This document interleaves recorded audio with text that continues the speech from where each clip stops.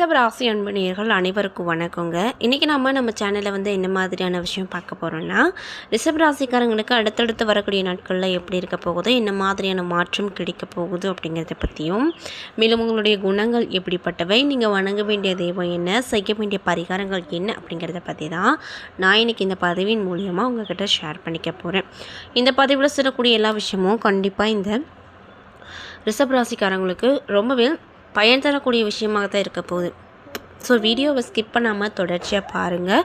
அது மட்டும் இல்லாமல் இதே மாதிரியான ஆன்மீகம் சார்ந்த வீடியோஸ் எல்லாம் பார்த்து தெரிஞ்சுக்கணுன்னா மறக்காமல் நம்ம சேனலை சப்ஸ்கிரைப் பண்ணிக்கோங்க. மேலும் உங்கள் ராசி அதிபதியாக இருக்கக்கூடிய சுக்கிரனை உங்களுக்கு ரொம்ப பிடிக்கும்னா அந்த வீடியோக்கு ஒரு லைக் பண்ணிவிட்டு நம்மளுடைய கமெண்ட் பாக்ஸில் சுக்கிர பகவானுக்கு போற்றி அப்படின்னு சொல்லி மறக்காமல் பதிவிடுங்க. ஸோ இப்போ வாங்க நம்ம வீடியோக்குள்ளே போய் உங்களுக்கு என்ன மாதிரியான பலன் கிடைக்க போகுது அப்படிங்கிறத பற்றி தெளிவாக பார்த்து தெரிஞ்சுக்கலாம். ரிஷபராசிக்காரங்களுடைய குணம் அப்படிங்கிறது எப்படி இருக்கும் அப்படிங்கிறத ஃபஸ்ட்டு பார்க்கலாம். ரிஷபராசிக்காரங்க பழகுவதற்கு ரொம்பவே இனிமையானவங்கள தான் எப்பயுமே இருப்பாங்க. அடிக்கடி மாறாமல் ஒரே விதமாக வாழணும் அப்படின்னு ஆசைப்படக்கூடிய நபர்களாகவும் மோஸ்ட்லி இந்த ரிஷபராசிக்காரங்க தான் காணப்படுவாங்க. பெரிய மாற்றங்களை இவங்க அவ்வளவுக்கு வரவேற்க மாட்டாங்க. மட்டும் இல்லாமல் இவங்க தனக்குள்ள கற்பனை கோட்டை கட்டி அதில் வாழ்ந்து மகிழவும் மாட்டாங்க. அவங்களுக்கு அந்த மாதிரி விஷயம்லாம் சுத்தமாக பிடிக்காது. அது மட்டும் இல்லாமல் இவங்க கிட்ட இருக்கக்கூடிய ப்ளஸ்ஸான பாயிண்ட் என்னென்னு பார்த்தீங்கன்னா, அவங்க வாழ்க்கையில் எவ்வளோ பெரிய பிரச்சனை வந்தாலும் அதை மற்றவங்களாக இருந்தால் கண்டு பயங்கி தள்ளி போட்டுருவாங்க. ஆனால் இவங்க அதை தள்ளி போடாமல் அப்போதே எதிர்நீச்சல் அடித்து சமாளிச்சிருவாங்களா. அந்தளவுக்கு ரொம்ப திறமைசாலி அப்படின்னு சொல்கிறாங்க. இந்த ராசியில் பிறந்தவங்க சுமாரான உயரமாகவோ குள்ளமாகவோ தான் இருப்பாங்க அப்படின்னு சொல்லப்படுது. சுக்கிரனுக்கு இந்த ராசி ஆட்சி வீடு அப்படிங்கிறதுனால இந்த ராசி பெண்களுக்கு நுண்கலைகளில் அதிக ஈடுபாடு இருக்கும். மற்ற கிரக அமைப்பும் சிறப்பாக அமைந்திருப்பதால் கலை உலகில் இவங்க கொடி கட்டி பறப்பாங்கன்னு சொல்லப்படுதுங்க. அது மட்டும் இல்லாமல் நண்பர்களிடத்தில் இவங்க ரொம்ப சுமூகமாக பேசினாலுமே ஓரளவுக்கு ரகசியத்தை அவங்க மனசில் எப்பயுமே வச்சுட்டு தான் இருப்பாங்க. ரிஷபராசி நேயர்கள் சிலர் அதிகமாக தர்ம சிந்தனை கொண்டவங்களாக தான் மோஸ்ட்லி காணப்படுவாங்க. மற்றவங்க கிட்ட எந்த ஒரு எதிர்பார்ப்புமே இல்லாமல் மற்றவங்களுக்கு உதவி செய்யக்கூடிய தன்மை கொண்டவங்களாக இருப்பாங்க. சண்டையை கண்டா அந்த இடத்துலே இருக்க மாட்டாங்க. ஆனால் அவங்களுக்கு கோபம் வந்தால் அடக்கி கொள்ள முடியாத அளவுக்கு சின்ன பின்னமாக்கி மற்றவங்கள விட்டுருவாங்களாம். அந்தளவுக்கு இவங்களுக்கு கோபம் வருமா. ரிஷபராசி நேயர்கள் திருமண விஷயத்தில் மிக அக்கறை காட்டக்கூடிய நபர்களாக இருப்பாங்க. திருமணம் ஆனதும் தம்பதிகளுக்கிடையே ஒற்றுமை அப்படிங்கிறது எப்பொழுதுமே இருக்கும் அப்படின்னு சொல்லப்படுதுங்க. அது மட்டும் இல்லாமல் இந்த ராசிக்காரங்களுக்கு கன்னி ராசியிலும் மகர ராசியிலும் பிறந்தவங்க ஜோடியாக சேர்ந்தாங்கன்னா மிக பொருத்தமாக இருக்குன்னு ஜோதிட சாஸ்திரத்தில் சொல்லப்படுது. சிம்மம் கும்பம் ராசிகளில் பிறந்தவங்க இவங்களோட சேராமல் இருப்பது நல்லதுங்க.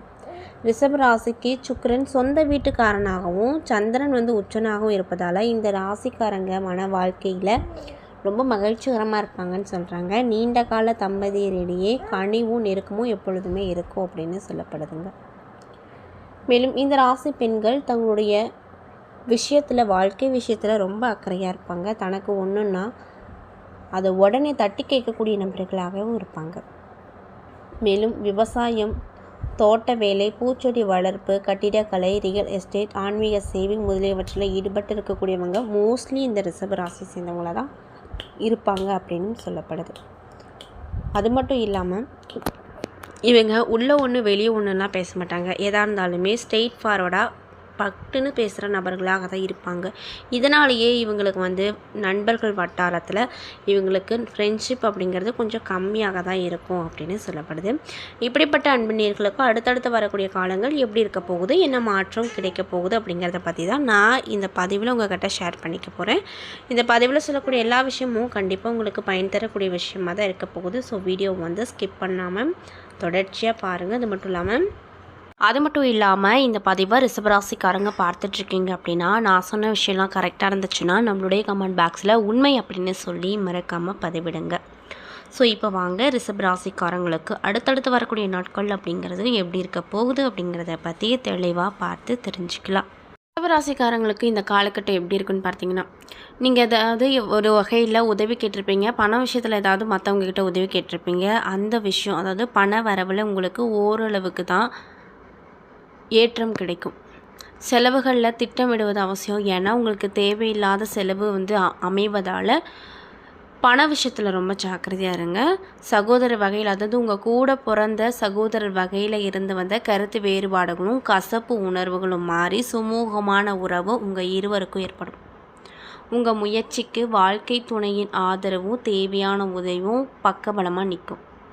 பயணம் ஏதாவது செய்கிறீங்கன்னா அதில் ஆதாயம் கிடைக்குமா அப்படின்னு யோசிச்சுருப்பீங்க. அந்த விஷயத்தில் ஆதாயம் கிடைக்கக்கூடிய அமைப்பு அமைஞ்சிருக்கு. வாகனத்தில் மட்டும் போகும்போது ரொம்ப கவனமாக இருங்க. பணம் கொடுக்கல் வாங்குதலில் தகுந்த முன்னெச்சரிக்கை அவசியம். அதாவது நீங்கள் யாருக்காவது பணம் கொடுத்து உதவி பண்ணுறீங்க அப்படின்னா அந்த டைமில் நீங்கள் ரொம்ப கவனமாக இருக்கணும் அப்படின்னு சொல்கிறாங்க. வேலைக்கு யாராவது விண்ணப்பம் செஞ்சுருக்கீங்கன்னா நல்ல நிறுவனத்தில் வேலை வாய்ப்பு கிடைக்கும். வேலையில் இருக்கக்கூடிய நபர்களுக்கு என்ன மாதிரியான பலன் கிடைக்குன்னு பார்த்தீங்கன்னா, பதவி உயர்வு ரொம்ப நாளாக வரணும் அப்படின்னு ஆசைப்பட்டுட்டு இருந்திருப்பீங்க. அந்த பதவி உயர்வும் கூட சலுகையும் உங்களுக்கு கிடைக்கும். வியாபாரத்தில் இருப்பவங்களுக்கு என்ன மாதிரியான பலன் கிடைக்கும்னு பார்த்தீங்கன்னா, லாபம் அதிகமாக வரும். பழைய கடனை திரும்ப அடைச்சிடுவீங்க. பங்குதாரர் மூலமாக தேவையான உதவி அப்படிங்கிறது கண்டிப்பாக உங்களுக்கு கிடைக்க போகுது. பணியாட்களால் செலவு வரும் அப்படின்னு சொல்கிறாங்க. குடும்ப நிர்வாகத்தை கவனிக்கக்கூடிய பெண்களுக்கு இந்த காலகட்டம் சற்று சிரமமான காலகட்டம் அப்படின்னே சொல்லலாம். வேலைக்கு செல்லும் பெண்கள் வழக்கமான பணிகளை மட்டும் கவனித்து வந்தீங்கன்னா போதும். உங்களுக்கு கொடுக்கப்பட்ட வேலையை மட்டும் செய்யுங்க. மற்றவங்களோட வேலையை நீங்கள் செஞ்சிங்கன்னா கண்டிப்பாக பல பிரச்சனையில் மாட்டிக்குவீங்க. அதனால் பார்த்து கவனமாக இருங்க. மேலும் உங்களுக்கு அதிர்ஷ்டம் தரக்கூடிய நாட்கள் 5, 6, அதிர்ஷ்டம் தரக்கூடிய எண்கள் 7, 9 அப்படின்னு சொல்லப்படுது. அதே போல் நீங்கள் வழிபாடு செய்ய வேண்டிய தெய்வம் அம்பிகை அப்படின்னு சொல்கிறாங்க.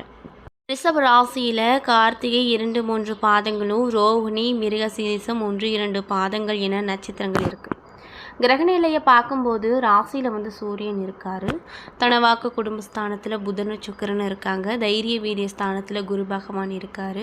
சுகஸ்தானத்தில் கேது பகவான் இருக்கார். தொழில் ஸ்தானத்தில் ராகு பகவான் இருக்கார். லாபஸ்தானத்தில் சனி பகவான் இருக்கார்.